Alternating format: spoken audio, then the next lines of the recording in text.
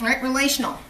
For example, if we were doing Star Wars, because we already did Hunger Games, if we were doing Star Wars, we would say that there is the mentor, is the ultimate mentor is Yoda to Luke. And yes, I'm keeping it in the sci-fi arena, so you see that's where we're going today. All right, relational is Yoda to Luke. The love interest is Leia and Han Solo. Han Solo in the story. Han to Leia. All right. Next, what is the phileo relationship? Phileo. It's Luke and Han Solo. Luke and Han Solo is a perfect one. This is the brotherly love. You could have also said Han Solo and Chewbacca. That's what I was thinking. And you can actually, there's multiple in these. The Two robots. All right. The two robots, right? There you go. The two robots totally work. Okay. What is the villain? The good guy to the villain. Good versus evil. Darth Vader. Darth Vader. So, Luke to Darth Vader.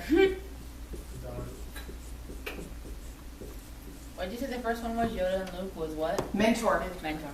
This is the old to the young or the mentor. Okay? Next, what is who is the betrayer? Who is the betrayer? They were with me, then they're against me, and then maybe there's a redemption, but not necessarily. I forgot his name. It wasn't a Which Star Wars movie are we talking about? Yeah, I know.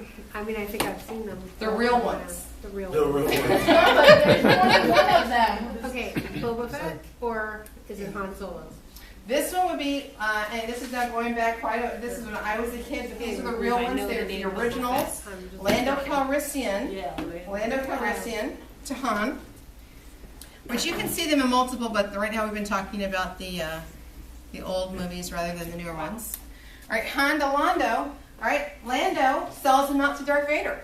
Mm-hmm. So now there's a betrayal. Yes. And so there has to be some action on Lando's part that makes up for that. And what is that one called? Redemption. That's redemption. Okay? Now the redemption usually, but not always, but usually requires a sacrifice.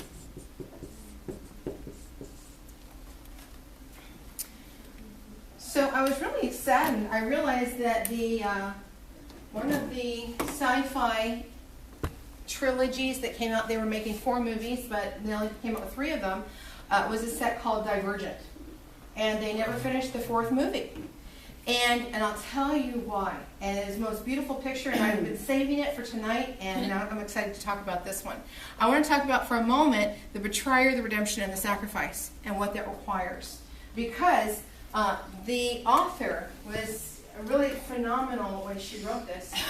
The betrayer in the story is her brother. So it should be that brotherly relationship, but it's not. Her own brother betrays her to those that are going to, they're trying to control, they're trying to bring her down, trying to kill her.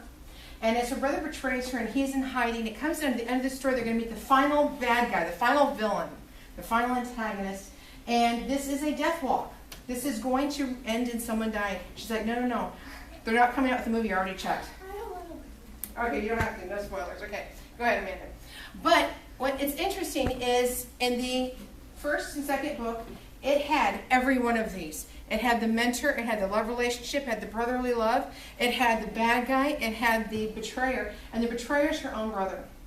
And at the end, and she has literally every single one of the plot motifs that are possible in literature, she has in a set of books. Just like Lord of the Rings, just like Star Wars. And what's amazing here is as the brother is getting ready to walk in the door, go into this final battle, she asks him, she gives him a hug, and she asks him, she says, why are you offering to do this? And he says, because I can't live with myself and what I've done. Now, is that still a sacrifice? What do you think? It's a selfish sacrifice. That's a selfish sacrifice? If it's selfish, can it be a sacrifice? No. Self-sacrifice? Well, I mean, you might think it's a sacrifice still because he's going to die. Is he dying in her place? yeah, he's not Well, dying. because that's what the story I the was story trying is, I mean, here's the story that, I mean, and we're not going to go into the whole concept, but this part of the story is to get the final bad guy. They have the plan, it's going to work. But to do it, that person is going to die. They have to actually go through something in which that person is going to die. By the time they get to where they're going to have the final battle, that person cannot survive. And knowing that ahead of time, knowing that this is certain death, is it still a sacrifice if he's going because He has the wrong motivation. if he has the wrong motivation, is it still a sacrifice? I think it's still a sacrifice. It Okay. is. It is, but But there's a the little motive twist. is off, A right? little twist, a little off. Okay. It certainly doesn't make the sacrifice feel that it's right. There is that negative connotation that goes along with the sacrifice that's just not quite right. For example, in the movie, the really bloody one, Saving Private Ryan, right? Saving Private Ryan, the best part of the entire movie, and if you've actually made it all the way to the end, and how much blood, guts, and gore there was, and all the entrails throughout the whole body and blown up body parts, if you can make it through all of that, the best part is at the very end.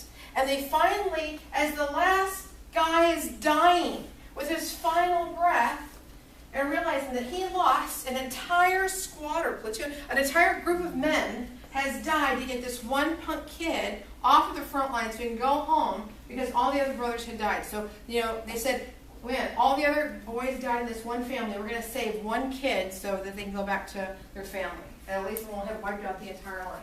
And all these men die on this route to get this one kid out of combat. And at the very end, he pulls the kid close and he goes, make this worth it. And all of a sudden, there's that moment that kid's life was that important, that special, that treasured, that sacrifice was worth the death of all of these other men. Because that kid was that special. And all of a sudden, you walk out going, man, the rest of it was atrocious. But that moment was worth everything. But you had to get through all of that for it to be that important. If they saved him in the very beginning of the movie, it wouldn't have had the impact, right? In the same way, that moment of sacrifice that you feel when someone's doing a self-serving sacrifice or a sacrifice out of selfish motives, I'm just going to go ahead and die because I just don't want to live with the shame of it anymore. It diminishes the impact of the sacrifice. And so here, when he goes to offer himself up to go fight this final battle, Triss's brother is knocked out. She actually, you can go ahead and close your ears a minute so you don't have to hear it, but she knocks him out and she takes his place. And the hero of the story dies. The hero of the story dies. And as he starts to slump over, right before he blacks out, she goes, if you're not doing it for love, then you're doing it for the wrong reason. And all of a sudden, there's that moment where you're like, no, let him die! And you want to keep the hero around because that's the type of person that you want to live. But the sacrifice that she made was for love, not for selfish motive. And that's the type of sacrifice that redeems people. That's the sacrifice, that type of sacrifice we should see, those little flecks of Christ-likeness through the literature, how it comes through about why it's that important. All of a sudden we see that moment where Uncle Tom still gave the gospel and said, Lord, let me save these last two. And then his prayer was answered. Remember? We had all the guys in the classroom we're all in tears that night. Why? Because there's something so hard and so precious about, here, you're going to hurt me, beat me, and whip me down, and yet I'm going to still give you the gospel to allow you to go to heaven. That's how to love. So that's where the sacrifice actually means so much more. Okay? Anything else? What other plot motifs have we